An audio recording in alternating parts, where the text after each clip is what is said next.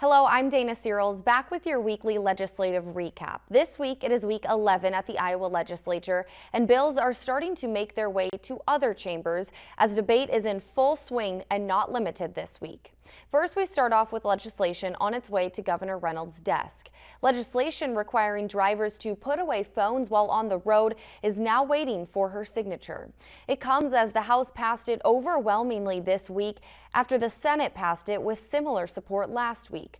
If it is signed into law, the bill would ban drivers from using their phones while driving unless it is in a hands-free mode. Drivers would have to use Siri or Google voice control to use their phones when behind the wheel. Now, if signed into law, it would take effect starting July 1st. Drivers for the first 6 months would receive a warning. Then, law enforcement would start issuing $100 fines. Governor Reynolds' bill restricting the use of cell phones or electronic devices in classrooms is bouncing back and forth, but still one step closer to reaching her desk. On Monday, the Senate unanimously voted to pass the House's version of the bill with an amendment. The bill would require schools to ban the use of electronic devices during instructional time at a minimum. Schools would be allowed to adopt stricter policies if they choose to.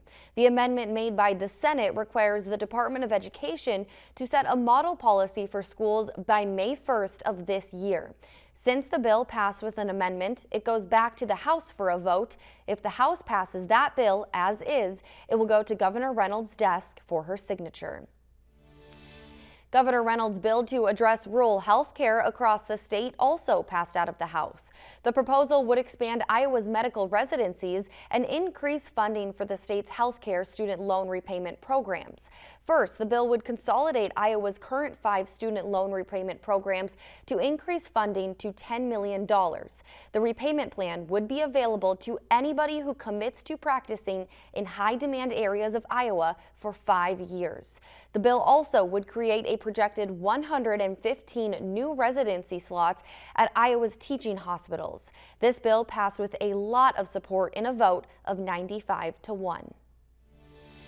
Turning to advocacy, on Monday, the Iowa Barber Coalition called on state lawmakers to change license requirements. A proposed bill would let people earn a cosmetology license through a general training program. It would make the process to get a license easier, and current state law requires a minimum of 1,550 hours of cosmetology school. The Iowa Barbers Coalition says the current system creates unnecessary boundaries to the profession. We are just firm believers that with this bill, we can put the regulations and the different things within our industry back in our hands as the barbers, because as barbers, we know what's best for our industry more than anyone else would. Opponents of the bill say it would result in lower quality haircuts and styling, but this bill passed out of the House and is currently on its way to the Senate for consideration. A measure to protect pesticide companies from cancer-related lawsuits is also moving forward. It passed out of the Senate on Wednesday in a narrow vote of 26-21. The bill would shield pesticide manufacturers from litigation that argues the company didn't warn customers of potential health risks as long as the product has a federally approved warning label. This bill now moves on to the House for consideration. House Republicans passed a bill looking to change the age restrictions on carrying a firearm. Lawmakers want to lower that age to 18 to buy and carry pistols, revolvers, and ammunition. Currently, you must be 21 to buy or carry those products. Now, critics of the bill have issues with the policy because of recent gun violence in Iowa and across the country. Gun rights supporters argue 18-year-olds should be allowed to carry a handgun because they're old enough to join the military. This is a long overdue change. Iowa's young adults are being discriminated against unfairly as to their Second Amendment rights. Right now, under current state law, Iowans as young as 18 years old can carry and or purchase longer guns like a rifle or a shotgun. Legislation focused on reforms to diversity, equity, and inclusion in cities and counties is moving forward in the Senate.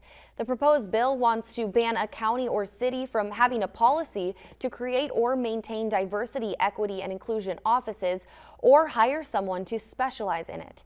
In debate this week, Democrats argued DEI does not offer preferential treatment to some, but Republicans say Iowa taxpayers deserve the best hiring practices to employ the, quote, very best person based on merit and not characteristics like race or gender.